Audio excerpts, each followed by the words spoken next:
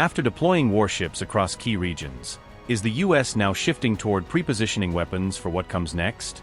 Is China the real focus as the US expands a major forward weapons and logistics hub deep inside Australia, far from the front line? The US is planning a permanent battle-ready stockpile in Australia, designed to support rapid operations across the Indo-Pacific.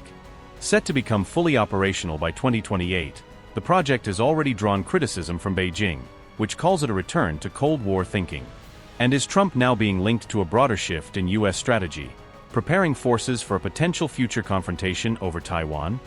The United States is set to establish a permanent stockpile of battle-ready arms in Australia, marking a significant expansion of its forward military logistics presence in the Indo-Pacific region. Tender documents show that the United States Navy has allocated around $30 million for the project, which will fund the construction and setup of the new strategic facilities, per AFP report. Warehouses and office infrastructure are planned to be built at the Bandiana military base in Victoria, Australia, strengthening long-term storage and operational support capacity in the region.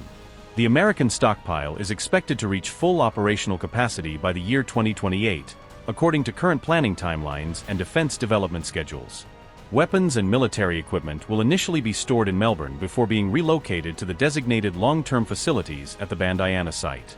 The United States Navy plans to hire approximately 110 specialists to manage and operate the future arms depot, ensuring proper maintenance, security, and logistics coordination. Australia's ban on foreign bases means that United States servicemen are restricted from directly running the facility, requiring alternative staffing and operational arrangements. The United States Marine Corps stated that the stockpile will support ongoing and future military operations across the Indo-Pacific region, enhancing readiness and rapid deployment capability. The Pentagon has reportedly sought around $500 million in total funding to preposition military equipment across multiple locations throughout the broader region. A separate United States military stockpile is also expected to be established in the Philippines in the near future, further extending regional logistical reach. China has repeatedly criticized United States-Australia defense cooperation in the region, expressing strong opposition to the growing military alignment between the two countries. Beijing has accused Washington and Canberra of following what it describes as a Cold War mentality, arguing that such actions increase regional tensions. All of this comes as United States warships head back to Asia after spending several months deployed in the Middle East, signaling a strategic shift in naval positioning.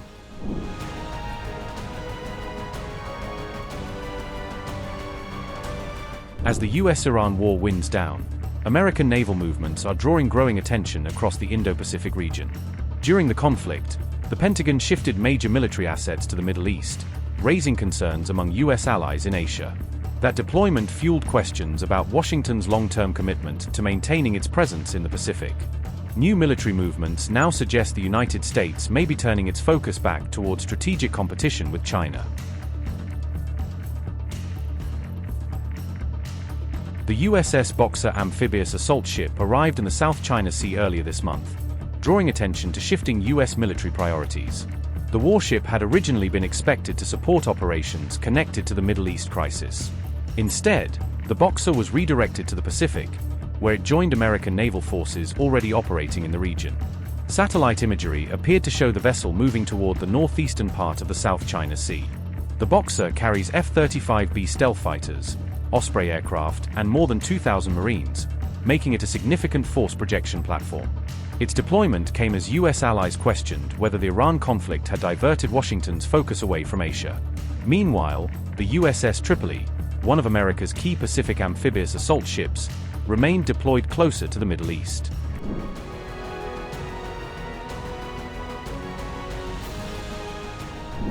On June 12, China issued a striking public alert about rival spy missions, warning that foreign intelligence services are intensifying their efforts to monitor Chinese waters and naval movements through unconventional means.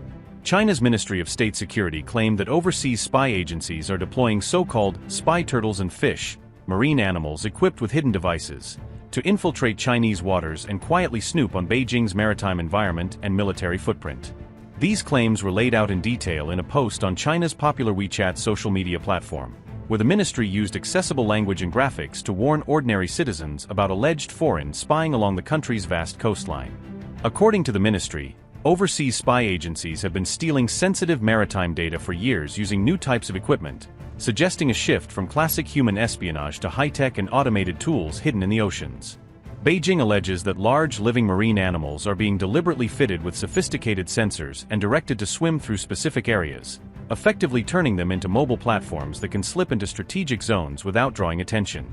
Chinese officials say these modified animals collect critical ocean data, from salinity and temperature to acoustic signatures, and then transmit the information back to overseas satellites, feeding foreign militaries with real-time intelligence on Chinese waters. However, the ministry did not provide concrete details on where these animals were discovered or which countries were allegedly behind these operations, leaving observers to speculate about the true scale and origin of the threat. Beyond marine animals, China says foreign agencies are also deploying unmanned detection buoys and wave gliders, floating or semi-submerged devices, designed to quietly monitor ship movements, underwater terrain, and other naval activity. The security post added that foreign spy agencies have been trying for years to systematically analyze Chinese naval activities, building long-term datasets to understand patrol patterns, submarine routes, and the deployment of key maritime assets. According to the ministry, these efforts are part of a broader push to create detailed underwater maps of China's coastline and nearby waters, maps that could be used one day to guide submarines, undersea drones, or special forces into Chinese littorals. In response, authorities urged marine researchers, fishermen, and vessel owners to immediately report any suspicious devices or unusual marine equipment they encounter, effectively enlisting civilians into a nationwide counter-espionage watch at sea. Earlier reports highlighted that China has already rewarded local anglers who turned in alleged spy devices they pulled from the water, using cash payouts and publicity to encourage others to hand over anything that looks remotely like foreign equipment. According to one such report, some fishermen received rewards of around $73,000 for their cooperation, underlining how seriously Beijing takes these fines and how far it is willing to go to incentivize public participation.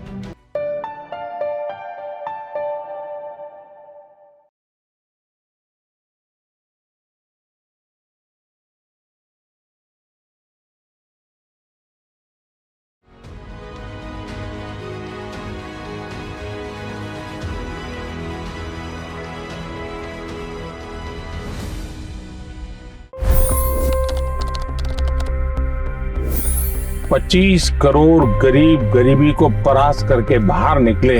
For the good of our nation, let's work together and let's truly make America great again. The fastest news breaks. Requested PM saying that look, you will have to speak to Putin and to Zelensky. The biggest newsmakers. The relationship with India is probably the most important bilateral relationship the U.S. will have for the rest of this century. The capital delivered quite an election result today. Expert analysis. The million-dollar question today is how to stop this dance of death. Ground reports. I'm standing at the crossroad of the Kumbh Mela. Behind me are more than 100 entry ghats. Long-form interviews. Exclusionary politics is reflected in Manipur case as well. You don't bother because this is a small state. Deep dive into burning issues. It's often said DRC could be the richest country in the whole world. It's because of what sits underneath. Why exactly did the US topple the Sheikh Hasina government? HT videos. We don't just break news, we break it down.